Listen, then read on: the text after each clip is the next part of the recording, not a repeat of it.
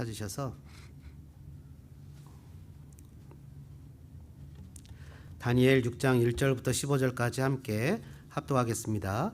다리오가 자기의 뜻대로 고관 120명을 세워 전국을 통치하게 하고 또 그들 위에 총리 셋을 두었으니 다니엘이 그 중에 하나이라. 이는 고관들로 총리에게 자기의 직무를 보고하게 하여 왕에게 손해가 없게 하려 함이었더라. 다니엘은 마음이 민첩하여 총리들과 고관들 위에 뛰어나므로 왕이 그를 세워 전국을 다스리게 하고자 한지라.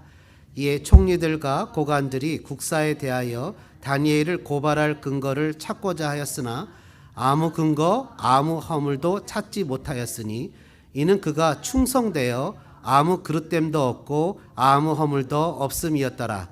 그들이 이르되 이 다니엘은 그 하나님의 율법에서 근거를 찾지 못하면 그를 고발할 수 없으리라 하고, 이에 총리들과 고관들이 모여 왕에게 나아가서 그에게 말하되 다리오 왕이여 만수무강하옵소서. 나라의 모든 총리와 지사와 총독과 법관과 관원이 의논하고 왕에게 한 법률을 세우며 한 금령을 정하실 것을 구하나이다. 왕이여 그것은 곧 이제부터 30일 동안에 누구든지 왕의 어떤 신에게나 사람에게 무엇을 구하면 사자굴에 던져 넣기로 한 것이니이다. 그런즉 왕이여 원하건대 금령을 세우시고 그 조서에 왕의 도장을 찍어 메대와 바사에 고치지 아니하는 규례를 따라 그것을 다치 고치지 못하게 하옵소서 하며, 이에 다리오 왕이 조서에 왕의 도장을 찍어 금령을 내니라. 다니엘이 이 조서에 왕의 도장이 찍힌 것을 알고도 자기 집에 돌아가서는 윗방에 올라가 예루살렘으로 향한 창문을 열고 전에 하던 대로 하루 3번씩 무릎을 꿇고 기도하며 그의 하나님께 감사하였더라. 그 무리들이 모여서 다니엘이 자기 하나님 앞에 기도하며 간구하는 것을 발견하고, 이에 그들이 나아가서 왕의 금령에 관하여 왕께 아뢰되 왕이여 왕이 이미 금령에 왕의 도장을 찍어서 이제부터 30일 동안에는 누구든지 왕의 어떤 신에게나 사람에게 구하면 사자굴에 던져 넣기로 하지 아니하였나이까 하니, 왕이 대답하여 이르되 이 일이 확실하니 메대와 바사에 고치지 못하는 규례니라 하는지라. 그들이 왕 앞에 말하여 이르되 왕이여 사로잡힌 온 유다 자손 중에 다니엘이 왕과 왕의 도장이 찍힌 금령을 존중하지 아니하고 하루 3번씩 기도하나이다 하니, 왕이 이 말을 듣고 그로 말미암아 심히 근심하여 다니엘을 구원하려고 마음을 쓰며 그를 건져내려고 힘을 다하다가 해가 질 때에 이르렀더라. 그 무리들이 또 모여 왕에게 나와서 왕께 말하되 왕이여 메대와 바사의 규례를 아시거니와 왕께서 세우신 금령과 법도는 고치지 못할 것이니이다 하니. 아멘. 좀 길죠? 좀 깁니다. 제목을 뭘로 정할까라고 고민을 좀 했습니다. 그래서 이런저런 생각을 하다가 순전한 신앙 이렇게 제목을 정했습니다. 순전한 신앙은 사랑하는 신앙, 그죠? 하나님을 사랑하는 마음의 신앙, 뭐 이런 것으로 해석할 수도 있을 것입니다. 다니엘서를 읽을 때 던져지는 질문이 하나 있습니다. 다니엘은 정말 믿음이 좋잖아요. 오늘 본문에 보니까 4절에 5절입니까? 4절이죠. 아무 근거, 아무 허물, 아무 그릇됨, 아무 허물도 없다 이렇게 기록하고 있어요.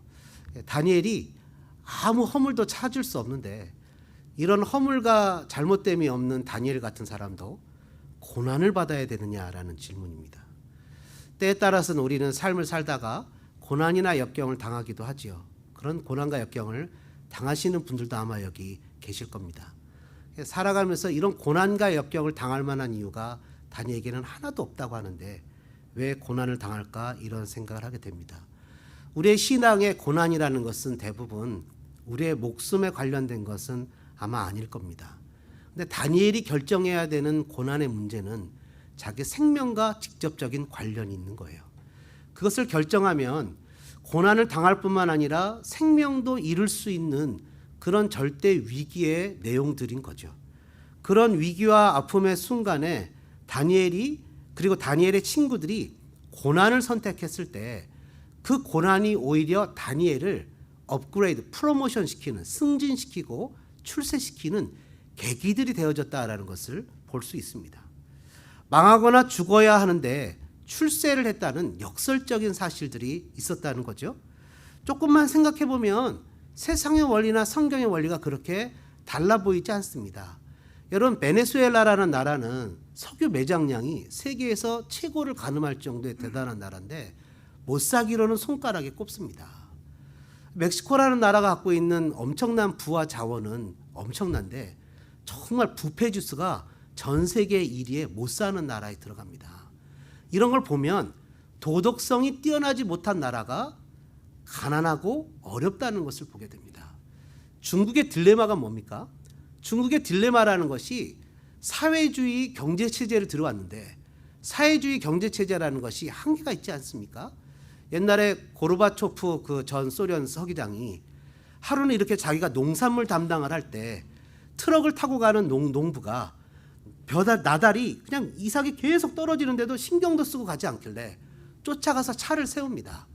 당신 이렇게 곡식이 떨어지는데 왜 이것을 방치하고 그냥 가느냐? 그랬더니 내 잡은 드라이브에서 옮기는 거고 그건 내 일이 아닙니다.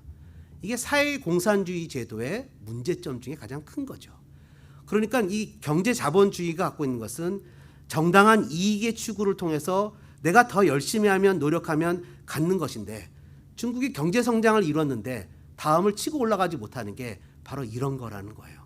조금만 뭔가 가지려고 하면 다 같이 잘 사는 것이기 때문에 너는 나눠야 돼 라고 억지로 몰아가는 것. 한쪽에 문제가 좀 있는 거죠. 그러니까 여전히 사람들의 도덕성이 떨어질 수밖에 없어요. 여러분, 아프리카를 보십시오. 조금 잘 살려고 잠비아 같은 나라가 그 좋은 대통령을 뽑아서 온갖 부패와 이런 것들을 없앴는데 그 사람 때문에 돈을 못 버는 농산업자들이나 외국 열방이 용병을 이용해서 그 대통령을 죽이고 무정부 상태로 만들어서 엉망진창인 나라를 만들어서 배부른 자 몇몇만이 이익을 얻도록 만들지 않습니까? 그러니까 결국 도덕성의 타락은 경쟁력의 타락을 가져오는 거예요. 옛날에 EBS에서 한번 보도했었던 내용을 보면 아이들 중에 속이는 아이와 속이지 않는 아이들 테스트를 했는데 놀랍게도 도덕성이 뛰어난 아이들이 사회 경쟁력도 높다는 것을 보여주는 그런 연구를 한번 한 적이 있어요. 그러니까 도덕성이라는 것은 놀랍죠. 여러분, 다니엘과 세 친구들이 도덕성이 뛰어나지 않습니까? 여러분들이 만약에 오너라고 생각을 해보세요. 직원을 두는데 대충 이렇게 슬쩍슬쩍 집어가는 직원을 두시겠습니까? 아니면 내가 비록 기독교인은 아니지만 정직한 기독교인을 직원으로 두시겠습니까? 당연히 정직한 사람을 두는 게 낫죠. 느부갓네살 왕이나 벨사살 왕은 예수님을 믿는 사람이 아니었음에도 불구하고 다니엘과 그의 세 친구를 최고의 요직의 자리에 올렸다는 거예요. 왜냐하면 오늘 본문에도 나와 있잖아요. 그 임금에게 손해를 보지 않기 위해서 6장 2절에 왕에게 손해가 없게 하게 하려는 마음으로 다니엘을 최고의 자리에 올립니다. 정직한 사람을 최고의 자리에 올리는 것은 당연한 거죠. 여러분 한번 따라해 보실까요? 비록 과거는 그랬어도 이제부터라도 정직하게 내 탓이요 내 탓이요 내 탓이라서 이거 천주교에서 하는 건데 내 탓이었어요. 우리 집안이 어려운 건 내가 부도덕해서 그랬다, 비정직해서 그랬다, 뭐 이런 것을 은유적으로 여러분을 한번 이렇게 먹이기 위해서 해봤습니다. 근데 웃으시는 거 보니까 안 먹으신 것 같아요. 네. 하여튼 여러분, 꿈과 꿈을 해석하지 못하는 죽음의 위기 속에 다니엘과 세 친구는 포로에서 일약 최고의 리더로 올라가고 뿐만 아니라 리더 중에 리더가 되는 기가 막힌 역사들이 나타났다는 거예요.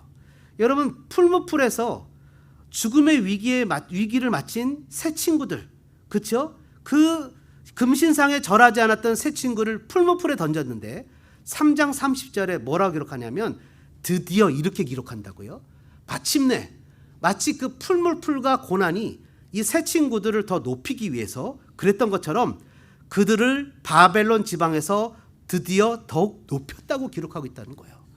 그러니까 여러분, 성도의 고난은 고난으로 끝나는 것이 아니라 하나님이 우리를 세상 사람들에게 하나님을 자랑하는 찬스로 삼고 우리가 뭔가 프로모션할 수 있는 기회로 삼기 위해서 우리에게 고난을 주셨다는 것을 알게 되죠. 믿음의 사람들은 위기 때마다 그 위기를 통해서 더욱 내면의 성장과 함께 외형적으로 성공을 하는 것을 보게 됩니다. 이들이 포로였다고요. 그들의 부모와 가족에게서 분리되어 정복자의 나라로 끌려왔고 부모와 가족이 있는 예루살렘에서 실패한 예배를 가장 예배하기 어려운 환경에서 성공하는 모습을 보여줍니다. 이들이 부모하고 분리되었다는 것이 깊은 의미가 있는 것 같아요. 아브라함도 그 아버지 데라에게서 분리됐어요. 야곱도 그 아버지 이삭에게서 분리됐어요. 요셉도 그 아버지 그의 가족 야곱에게서 분리되어서 그들이 훈련을 받고 삶을 통해서 하나님을 만나고 전인격적인 하나님과의 교제를 통해서 놀랍게 성장하는 것들을 보게 되죠. 그런 측면에서 본다면 아버지와 조상의 잘못된 영향력에서 벗어나 하나님의 말씀으로 새롭게 성장시키기 위해서 이런 아이들에게 이런 자녀들을 훈련시키는 하나님의 방법을 보게 됩니다. 그런 측면을 본다면 구원은 예수를 믿고 단지 천국 가는 티켓을 획득하는 것으로 끝나는 것이 아니라 예수를 믿게 되었을 때 다니엘과 새 친구처럼 새 생명이 우리에게 부여를 받았다면 우리의 삶에 새 생명의 영향력이 드러나도록 우리를 훈련시키시고 우리를 키우는 그 모든 것을 구원이다라고 볼 수 있다는 거예요. 우리에게 예수를 믿을 때 새 생명의 씨앗을 심었는데 새 생명의 씨앗은 심겼는데 그 전에 내가 예수를 믿지 않았을 때 살았던 가치관, 관념, 사고방식들이 그대로 있는 상태에서 하나님을 믿는 믿음이 들어가게 되면 이런 것들은 꼭 모래 위에 집을 짓는 거와 똑같은 결과를 낳게 된다는 거예요. 교회 와서 예배하고 찬양할 때는 정말 하나님을 위해서 목숨까지도 바칠 것만 같았던 주와 함께 죽으러 가겠다는 베드로의 고백처럼 그런 고백이 나오지만 막상 위기의 순간이 닥치게 되면 언제 그런 고백을 했냐고 부인하고 도망가는 일이 우리들에게 수없이 많이 나타난다는 거예요. 그래서 여러분, 진짜 신앙은 언제 드러납니까? 진짜 신앙은 위기의 순간에 드러나게 된다는 거예요. 믿을 수 없을 때 믿는 신앙, 순종할 수 없을 때 순종하는 신앙, 신뢰할 수 없을 때 신뢰하는 신앙이 진짜인데 하나님은 우리에게 환난과 어려움과 고난을 통해서 내 신앙이 진짜인지 아닌지를 테스트하시는데 여러분, 모래 위에 지은 집들이 언제 무너집니까? 창수가 나고 비가 오면 모래 위에 지은 집들은 무너지게 되죠.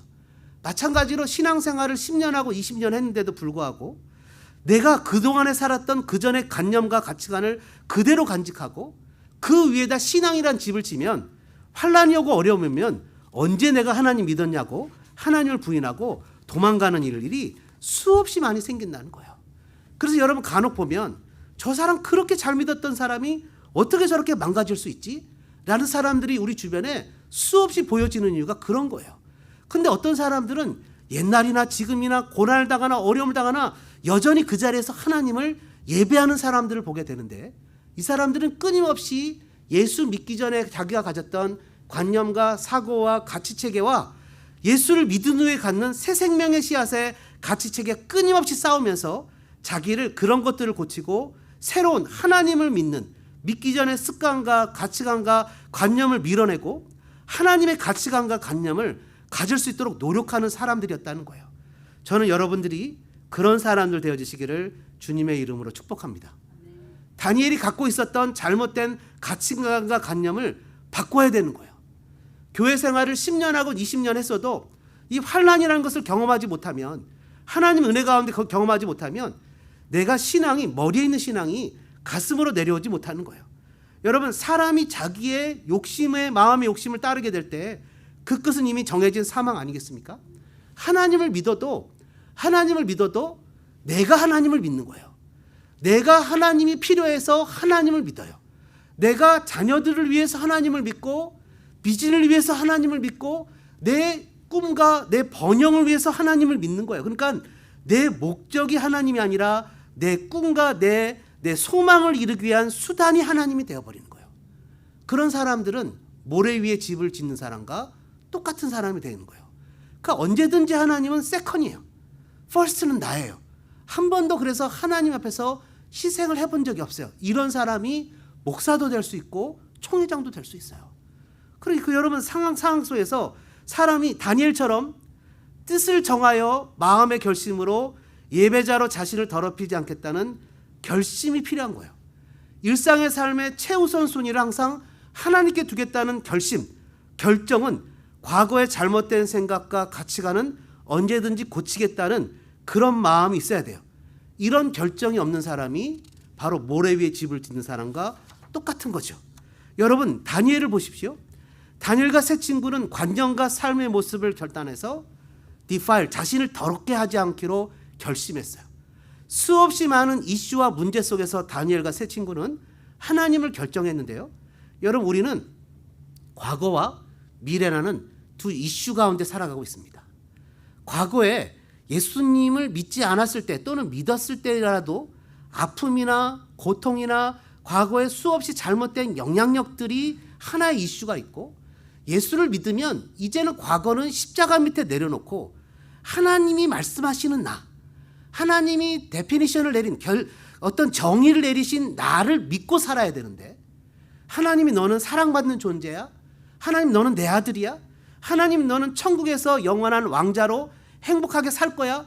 지금 고난과 역경을 당할지라도 너는 결코 버려지지 않을 거야 라는 확실한 믿음 가운데 살아야 되는데, 과거의 이슈가 자꾸 나를 함몰시키고 나의 마음을 뺏어가서 내가 그런 존재가 아니라는 생각에 자꾸 죄짓도록 나를 만든다는 거예요. 그래서 부정은 또 부정을 낳고 또 부정 낳고 또 부정을 낳는 거예요. 그러나 긍정은 또 긍정을 낳고 또 긍정을 낳는 거예요.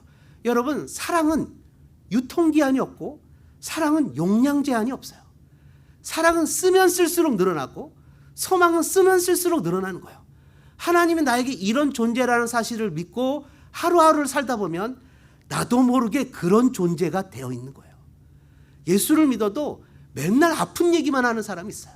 나는 옛날에 이런 사람이었고 이런 상처와 이런 아픔 때문에 끊임없이 자기 아픔만을 얘기하는 사람이 있는데, 부정은 부정을 낳고 부정도 끊임없는 용량 제한이 없기 때문에 나뿐만 아니라 주변 사람도 부정으로 물들어 버리게 된다는 거예요.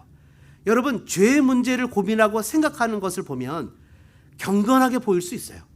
죄를 지적하면 의롭게 보일 수 있어요. 그러나 죄를 지적하고 죄를 고민하고 살아가는 모습을 통해서 사람이 의롭게 되지 않아요. 자기의 만족은 있을 수 있겠지만 사람이 의로운 사람을 만들려면 하나님의 사랑을 생각해야 돼요. 하나님이 나 같은 존재를 사랑하신 것을 생각하지 않고는 삶의 변화는 있을 수가 없죠. 사울을 보십시오. 사울 왕은요, 하나님이 주신 자기의 왕권을 지키기 위해서 아들도 사위도 대제사장도 제사장도 과감하게 죽이고 다 밀어냅니다. 그러나 다윗을 보십시오. 다윗은 하나님한테 몰두했어요. 하나님을 생각했어요. 하나님을 사랑했어요. 여러분, 우리가 무엇을 고민하고 생각하고 살아가느냐가 오늘의 우리를 만든다는 것을 기억해야 됩니다. 여러분, 마귀는 우리의 무엇을 가지고 우리를 유혹하겠습니까? 바로 우리의 관념이죠. 바로 우리의 생각입니다. 마귀는 우리의 생각과 우리의 관념을 가지고 우리를 넘어뜨리려고 해요. 오늘 본문을 통해서 우리는 다니엘의 신앙을 보려고 하는데요, 간단하게 두 가지를 얘기하려고 합니다. 다니엘의 순전한 신앙은 한번 따라해 보실까요? 고난 때문에 예배를 멈추지 않았습니다. 여러분, 고난인 것을 알면서도 갔다는 거예요. 그게 안 된다는 걸 알면서도 갔어요. 여러분, 4절입니까? 뭐라고 기록하고 있어요? 총리들과 고관들이 국사에 대하여 다니엘을 고발할 근거를 찾고자 했으나, 같이 한번 읽어보죠.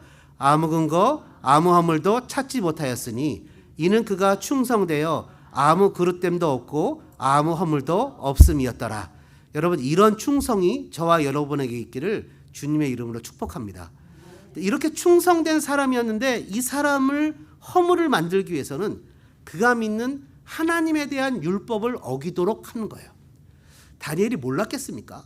금령을 만들어서 황제가 도장을 찍게 하고, 그리고 30일 동안 황제 외에 어떤 신에게도 구하는 자는 사자굴에 던진다는 법을 만들었어요.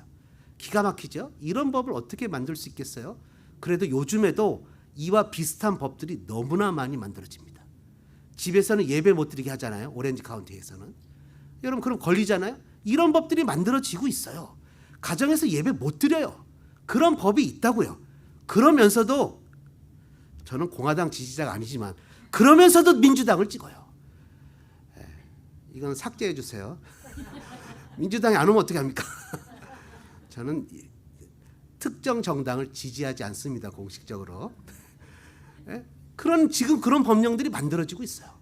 다니엘이 그걸 몰랐겠습니까? 최고 총리고 지혜가 가장 뛰어난 사람이에요. 그런데도 불구하고 10절에 뭐라고 표현합니까? 이 조서에 왕의 도장이 찍힌 것을 알고도, 고난이 있음을 알고도 다니엘은 자기 집에 돌아가서 윗방에 올라가. 아니, 예수님이 골방에 가서 기도하라고 그랬잖아요. 왜 하필 윗방으로 가요? 그것도 은밀한 데서 기도하라고 그랬는데 창문을 열고, 왜 꼭 창문을 열어요? 커튼을 치고 은밀한 데 가야죠. 아니면 워킹 클로젯에 들어가든가 가서 엎드려서 예루살렘을 향해서, 그것도 하루 그냥 저녁 때 자기 전에 침대에서 누워서, 그죠? 잠깐 하고 자지.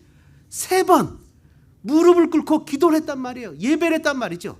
그러니 고난 때문에 하나님께 예배하는 것을 멈추지 않았다는 거예요. 이런 신앙이 순전한 신앙인 거 아니겠습니까? 한번 따라해 볼까요? 고난 때문에 예배를 멈추지 말자. 여러분, 고난 때문에 하나님 앞에 예배하는 것을 멈추지 않았다는 거예요. 순종할 수 없을 때 순종했다는 거예요. 믿을 수 없을 때 믿었다는 거예요. 하나님 앞에서 예배할 수 없을 때 예배했다는 거예요. 이스라엘이라는 최고의 조건에서 실패한 예배가 이런 목숨을 거는 극한 상황에서 사자굴 속에서도 예배하는 자로 하나님이 그래서 자신을 증명하는 거예요. 욥을 보십시오. 사단이 격동하잖아요. 욥이 까닭없이 하나님을 예배하겠습니까? 욥이 까닭없이 하나님을 예배할 수 있다는 것을 증명했잖아요. 심지어 자기 몸에 욕창이 나고 병이 나고 자기 아내가 떠나고 자녀들이 죽고 모든 재산을 잃었음에도 불구하고 하나님을 예배하는 것을 멈추지 않았다는 거예요. 그러니까 고난 가운데서도 하나님께 예배하는 것을 멈추지 않았다는 거예요. 그러면서 자신을 함정에 빠뜨려 죽음의 위협을 알고서도 그는 예배했다는 거죠. 어떻게 이럴 수 있을까요? 5장을 읽어보셨으면 아실 테지만 5장에 힌트가 있어요. 벨사살 왕, 느부갓네살 아들 벨사살 왕이 되었을 때 하나님 예루살렘 성전에서 갖고 온 그 금그릇, 은그릇, 하나님을 예배하는 도구를 가지고 술을 마시고 우상을 섬기고 하나님을 모욕합니다. 그때 해칠한 벽에 글자가 나타나서 썼어요. 그것을 다니엘이 해석해 줍니다. 그때 뭐라고 표현하냐면, 왕이여, 왕의 아버지 느부갓네살도 하나님을 함부로 여기지 않고 존중했는데 뻔히 그걸 다 알면서도 하나님을 이렇게 모욕하니 하나님이 왕의 날을 끝나게 하십니다. 무게를 달아보니 왕은 왕감이 아닙니다. 이제 끝났습니다 라고 하면서 주저없이 왕이 자기를 죽일 수도 있는데 얘기를 합니다. 왜요? 주권자는 하나님인 걸 알았기 때문이에요. 눈에 보이는 저 사람이 주권자가 아니라는 것을 알았기 때문이에요. 나에게 오다를 주는 저 사람이 나의 주권자고 나의 생업을 주관하는 사람이 아니라 그 위에 하나님이 주권자인 것을 알았던 것이에요. 주권자는 왕이 아니라 하나님이심을 믿었죠. 예수님도 그러지 않았어요? 우리의 육신의 목숨을 죽일 수 있는 자를 두려워하지 말고 영혼을 지옥에 보내실 수 있는 하나님을 두려워하라고. 다니엘은 고난 때문에 하나님 섬기는 것을 멈추지 않았습니다. 고난을 좋아하는 사람은 아무도 없을 거예요. 고난은 두렵습니다. 가고 싶지 않아요. 고난을 경험하고 싶지 않아요. 그러나 그 고난 때문에 예배를 포기할 수는 없어요. 왜요? 예배를 통해서 내 사랑하는 주님을 만날 수 있기 때문입니다. 다니엘도 고난이 두려웠겠지만 고난을 통해서 그는 더 큰 은혜가 있다는 것을 알았습니다. 고난은 겸손을 만듭니다. 겸손은 내가 하나님과 타인을 신뢰하는 출발점입니다. 교만하면 하나님도 없고 이웃도 없잖아요. 그렇죠? 그러니까 옛날에 우스갯소리로 성도가 100명만 돼도 그 목사님은 교인들 얘기를 안 듣고 300명이 되면 자기 와이프 얘기도 안 듣고 500명이 넘어가면 하나님 얘기도 안 듣는다고 이런 옛날에 농담들 했던 적이 있어요. 그러니까 교만은 이웃도 없고 하나님도 없어요. 근데 고난은 우리를 털털 털어서 어떤 존재인지 깨달아 하나님도 너무 귀하고 사랑하고 그리고 내 주변에 앉아있는 이웃도 너무 귀한 것을 깨닫게 돼요. 고난은 겸손을 배우죠. 고난이 주는 유익이 있습니다. 첫 번째는 겸손을 배우고요. 두 번째는 이 머리에 있던 신앙이 가슴으로 내려오게 됩니다. 고난 끝에 승리의 값짐을 경험하게 되고요. 고난을 통해서 예수님을 다시 생각하고 그 사랑을 깨닫게 되고 고난을 통해서 세상과 끊어지고 구원을 얻게 됩니다. 여러분, 이것이 바로 우리에게 주는 고난의 유익이죠. 그러면 여러분, 우리가 다 고난을 통과해야만 이런 유익을 얻을 수 있을까요? 정말 중요한 얘기인데요. 고난을 통과해야만 이런 유익을 얻을 수 있습니까? 여러분, 성경에는 이 유대인들은 그래서 자기들이 만든 방법이 있어요. 그건 뭐냐 하면 고난을 간접 경험하는 거예요. 어떻게 고난을 간접 경험할 수 있을까요? 그거는 성경과 역사에 대해서 정확하게 이해를 하는 거예요. 다니엘이 당한 고난을 끊임없이 읽고 연구하고 기도하면서 그것을 간접 경험하는 거예요. 아브라함과 다윗과 욥과 이런 사람들의 고난을 생각하고 묵상하면서 그 가운데 하나님의 뜻을 깨닫는 거예요. 역사는 되풀이된다.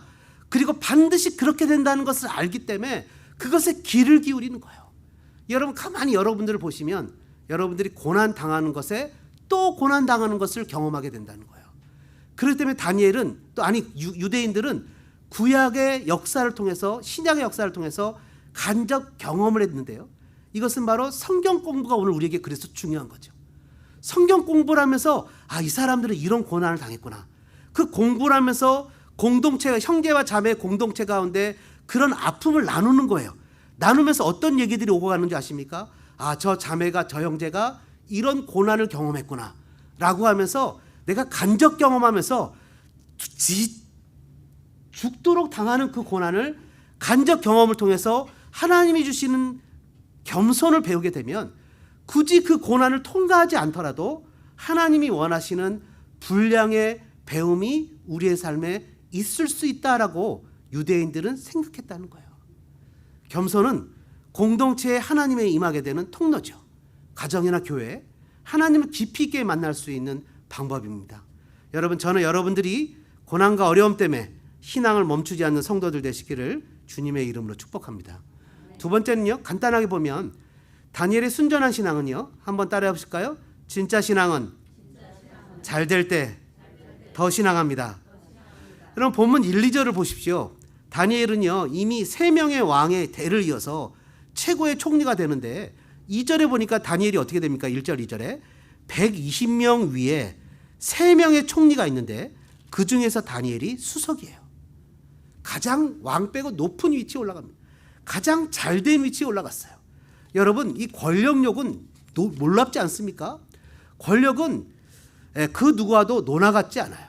이 엄청난 권력에 올라가 있는 다니엘임에도 불구하고 다니엘은 뭐 어떻게 얘기합니까? 10절에 전에 하던 대로 하루 3번씩 무릎을 꿇고 기도했어요. 다니엘은 하나님이 자기에게 형통과 평화의 때를 주셨을 때 그 형통과 평화의 때 기도의 예배자로, 예배의 기도자로 하나님께서 주신 사명을 감당하도록 부르신 자기의 사명을 감당하고 살았어요. 이때 다니엘의 나이가 80세가 좀 넘었을 겁니다. 80세가. 보통 17살의 다니엘이 바벨론의 포로로 잡혀왔다고 예상들 하는데 이 17살의 다니엘이 포로로 잡혀왔을 때 1장 1절에 보면 그때 잡혀왔던 왕이 누구냐 하면 어느 왕 때 잡혀왔냐면 바로 엘리야김이에요. 엘리야김. 여호야김 왕 때 잡혀왔어요. 이 여호야김 왕 때 잡혀왔는데 이 여호야김 3년 4년째 잡혀왔어요. 그 형은 여호아하스예요. 여호아하스가 여호야김의 바로 직전의 왕이에요. 근데 이 여호아하스는 3개월밖에 왕 노릇을 못해요. 왜냐하면 애굽을 배신했거든요. 애굽을 배신했기 때문에 애굽 사람이 쫓아와서 이 여호아하스를 애굽에 잡아가고 그리고 이 여호야김을 이름을 바꿔서 왕으로 세워요. 여호야김으로. 그리고 나서 3년 있다가 이 바벨론이 모든 패권을 진 상태에서 다니엘은 바벨론의 1차 포로가 돼요. 그러니까 다니엘이 14살 때, 13살 때, 우리 중학생 아닙니까? 3살 때 그 여호아하스가 애굽에 잡혀가는 걸 보게 돼요. 그리고 17살 때 포로로 와요. 그럼 다니엘이 10대 초반과 10대 전에 왕은 누구냐? 요시야예요. 요시야 왕은 이스라엘 유대 역사상 최고의 성군 중에 한 명이에요. 이 여호아스와 여호야김은 우상을 숭배했던 왕인데 우상을 숭배했던 결론이 났는데 요시야는 16세 때 왕이 돼서 이 사람이 성전을 깨끗이 개혁하는 단행을 합니다. 그리고 아세라와 바알 제단을 헙니다. 그리고 이 사람이 요시야 왕이 에스겔의 아버지 붓이나 에레미야나 스바냐와 같은 사람들 같이 이 종교를 이스라엘을 개혁하는 운동을 하게 됩니다. 그래서 바알과 아세라 제단을 헐고 그리고 성전을 깨끗이 청소하던 중에 대제사장이 두루마리를 발견합니다. 성경이에요. 모세오경이죠. 모세오경을 발견하고 그 제사장이 그 성경을 대제사장이 그것을 읽게 하죠. 그것을 읽는 가운데 바로 이 요시야가 자기 옷을 찢고 하나님 앞에서 회개를 하기 시작하면서 바로 그 유월절 예식을 다시 치르게 됩니다. 그때 요시야 때 하나님이 이 왕국을 유다 왕국을 그 부흥을 주시고 엄청 성장하는 기가 막힌 은혜를 주십니다. 이 사람이 이제 무기떠 전투에 나가서 아깝게 일찍 요절해서 죽는데요. 근데 다니엘이 귀족의 자녀잖아요. 이 과정을 다 봤을 거라는 말이죠. 그러면서 여러분 유대인들은 자녀 교육을 누가 시킵니까? 아버지가 시켜요. 그러니까 아버지가 저녁 밥상에 와서 얘기한 거예요. 얘야, 오늘 내가 요시야 왕이 그냥 성전에서 청소하다가 두루마리 성경을 발견했어. 대제사장이 그것을 읽고 있는데 왕이 옷을 찢고 모두가 다 회개했어. 우리가 하나님을 섬기지 못해서 나라가 이렇게 어려웠던 거야. 하나님을 바로 섬기지 못해서 이 가정이 엉망진창이 됐었던 거야. 그 하나님을 섬기지 못해서 저 북이스라엘이 망했던 거야. 그러니 이제 우리 하나님을 잘 섬기려 했고 이제 우리는 유월절을 하기로 했다. 유월절이 뭔데요? 유월절은 우리가 애굽의 포로로 있을 때 하나님이 우리를 이끌어냈던 그 기가 막힌 일, 40년 동안 광야에 있으면서 낮에는 구름 기둥 밤에는 불 기둥으로 만나와 메추라기로 우리를 먹이셨던 그 사건이야 하면서 그것을 가르치라고 써 있잖아요. 그러니까 그것을 자녀에게 가르치지 않았겠습니까? 그러니 17살 됐던 다니엘과 세 친구가 바벨론 왕궁에 와서 뜻을 정하여 자기를 더럽히지 않겠다고 결심할 수 있었던 게 요시야처럼 하나님을 예배하는 가정과 나라는 부흥의 축복을 맛봤고 이 여호와스와 그리고 여호와김처럼 하나님을 떠나서 우상을 섬겼던 나라는 하나님이 벌을 주시는 것을 받기에 목숨을 걸고 하나님의 말씀을 지킬 수 있는 믿음의 사람이 되지 않았겠습니까? 그러니까 이 사람이 무엇인가 잘 될 때 하나님 앞에 뭐라고 표현합니까? 10절에 최고의 위치에 왔을 때 목숨을 걸고 그냥 30일만 참든지 골방에 갈든지 아니면 창문을 닫고 하지 않고 창문을 열고 윗방에 올라가 예루살렘을 향해 전에 하던 대로 하루 3번 무릎을 꿇고 기도를 했는데 무슨 기도를 했대요? 감사 기도를 했대요. 나 같은 자를 이렇게 세우셔서 예루살렘의 회복을 위해서 기도하게 하신 하나님 감사합니다. 그가 기도 중에 하나님이 70년 만에 예루살렘을 깨닫게 하신다는 것을 회복시킨다는 것을 깨닫게 되잖아요. 그리고 그것을 위해서 엄청나게 열심히 기도하는 내용이 다니엘서 7장에 기록되어 있지 않습니까?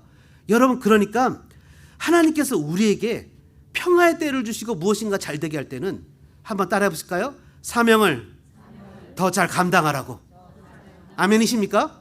하나님 우리에게 평화의 때를 허락하신 것은 사명을 더 잘 감당하라고. 80이 넘은 노인이 무엇을 할 수 있겠어요? 무엇을 할 수 있겠습니까?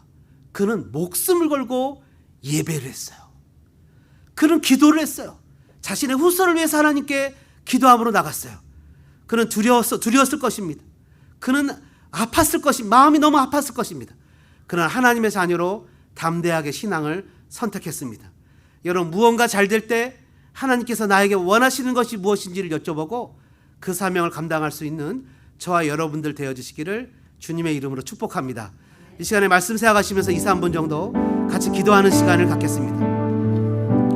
우리의 신앙은 어떤 신앙입니까? 예배할 수 없을 때 예배하는 신앙입니까? 아니면 너무나 쉽게 하나님을 향한 예배를 포기해버리는 신앙입니까? 예배할 수 없을 때 예배했던 사람들의 이야기를 들어보십시오. 풀무풀을 그 뜨거운 풀무풀 속에서 하나님을 예배했을 때 그 흘린 냄새조차 없었다고 그랬습니다. 굶주린 사자굴에 던져졌을 때 하나님을 예배하는 자로 살았을 때 오히려 그것이 자신들을 세상에서 높이는 방법이 되었습니다. 예배할 수 없을 때 예배합니다. 무엇인가 잘 풀릴 때 더 하나님께 사명을 감당합니다. 이 시간에 마음을 결심하며 하나님께 그런 신앙의 사람이 되겠노라고 다짐하며 나를 도와달라고 우리 한번 2, 3분 정도 기도하는 시간을 갖겠습니다. 주여 하고 같이 통성으로 기도하겠습니다. 주여, 거룩하신 하나님, 은혜와 사랑에 감사합니다. 다니엘의 신앙을 본받을 수 있는 은혜를 주신 것을 감사합니다. 하나님, 이 땅을 살아가면서 우리는 우리의 힘으로만 살아가는 것인 줄 알았습니다. 그런 하나님, 다니엘을 바라보고 그의 세 친구 사드락, 메삭, 아벳느고를 바라볼 때 그들은 하나님 앞에 뜻을 정했습니다. 자신을 더럽히지 않고 예배자로 살기로 결단했습니다. 그랬을 때 하나님의 기적이 나타났습니다. 하나님의 은혜가 나타났습니다.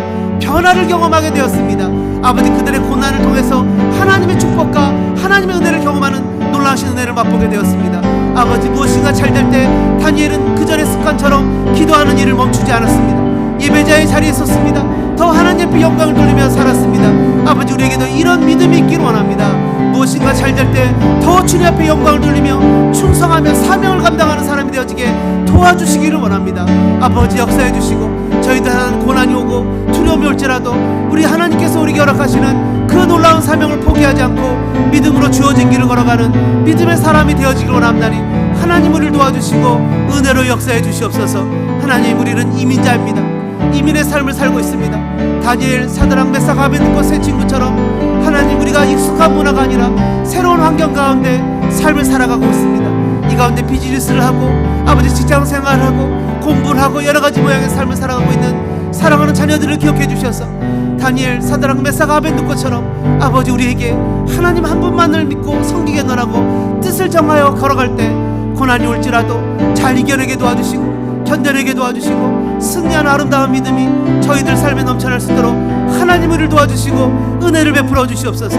사랑하는 성도들의 마음에 하나님의 은혜로 부어주셔서 정말 하나님, 무엇인가 잘 될 때 하나님을 찬양하고 예배하고 기도하며 아버지, 고난이 올 때도 멈추지 않고 주님 앞에 예배하는 다니엘과 같은 아름다운 신앙의 모습을 걸어갈 수 있도록 하나님, 우리를 도와주시옵소서. 이 아침에 하나님, 저희들의 마음을 만지시고 하나님의 은혜 가운데 세우시는 귀한 기적이 나타나게 도와주시는 것을 믿습니다. 아버지 하나님, 우리를 도와주시고 은혜를 베풀어 주시옵소서. 하나님, 우리는 이민자입니다. 다니엘도 사드락도 메삭도 아벳느고도 이민자였습니다. 마이너리티였습니다. 그들은 포로였고 언어가 낯설고 문화가 낯선 곳이었습니다. 많은 사람들은 동화돼야 된다고, 아메리카나이즈 돼야 된다고, 세상 사람들 살아가는 대로 따라가야 된다고, 그렇게 했을 때 하나님, 우리들이 그들보다 더 뛰어날 수 있는 계기와 방법이 무엇이 있겠습니까? 우리 자녀들에게 어떻게 하나님 소수민족으로서 이 땅에 어떻게 살아갈 수 있는 방법이라는 것을 알려줄 수 있겠습니까? 다니엘은 부모도 없었고 고아처럼 버려진 것처럼 여겨졌지만 결코 하나님은 그를 버리지 않았습니다. 그가 뜻을 정하여 하나님의 방법으로 길을 걸어갈 때 세상이 알지 못하는 방법으로 하나님은 그를 높여주셨습니다. 위기 때마다 그는 프로모션 됐습니다. 고난의 때마다 그는 더 많은 사람들에게 존경받는 자리로 올라갔습니다. 하나님, 우리의 자녀들이 그런 삶을 살기를 원합니다. 하나님, 우리도 이 땅을 살아갈 때 뜻을 정하기를 다짐합니다. 순종할 수 없을 때 순종하고, 예배할 수 없을 때 예배하고, 찬양할 수 없을 때 찬양하고, 하나님 앞에 나아갈 수 없을 때 나아갈 수 있는 믿음의 사람이 되어지기를 원합니다. 무엇인가 잘 풀릴 때 하나님, 경거망동해서 흥청망청하는 사람이 아니라 그럴수록 맡겨진 사명을 더 감당할 수 있는 믿음의 사람, 다니엘과 같은 사람 되어지길 원합니다. 하나님, 우리를 도와주시고 우리에게 하나님의 은혜를 부어주셔서 주어진 삶을 아름답게 행복하게 멋지게 살아갈 수 있도록 우리를 도와주시고 은혜를 베풀어 주시옵소서. 주님, 우리의 삶에 하나님의 놀라운 축복과 은혜를 덧입혀 주시옵소서. 예수님의 이름으로 간절히 기도드립니다. 내 마음의 주를 향한 사랑, 나의 말에 주가 주신 진리로 나의 눈에 주의 눈물 채워주소서.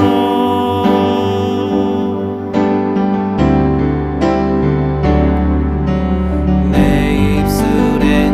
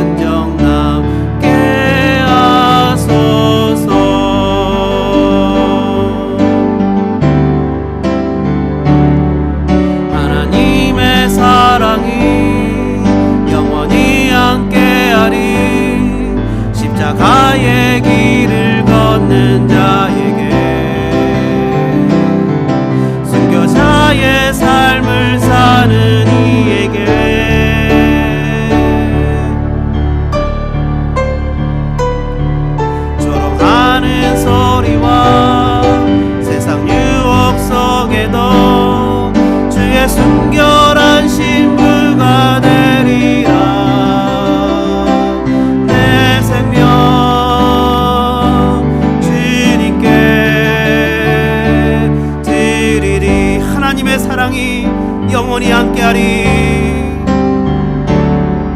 하나님의 사랑이 영원히 함께하리. 십자가의 길을 걷는 자에게, 순교자의 삶을 사는 이에게,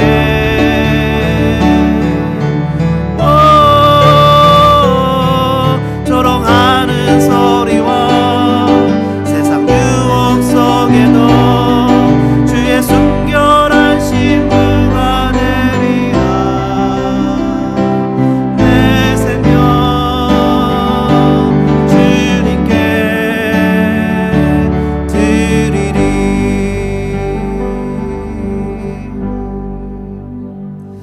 이제는 억만 죄악 가운데 우리를 구원해 주신 구주 예수 그리스도의 은혜와 하나님 우리 아버지의 무한하신 사랑하신가, 성령님의 감동과 막 교통 역사하신 은혜가 이 시간에 주님의 음성을 듣고 순종할 수 없을 때, 예배할 수 없을 때, 고난의 길이라고 할지라도 그 길을 결단하여 걸어가며 하나님 앞에 영광을 돌리기로 다짐하는 성도들 머리머리 위에, 그리고 무엇인가 잘 될 때 나에게 맡겨진 사명을 잘 감당하겠노라고 다짐하는 사랑하는 성도들, 그 다짐 위에, 우리 어린 자녀들 위에, 우리 사랑하는 성도들이 걸어가는 그 모든 걸음 위에 이제로부터 영원토록 함께 있을지어다.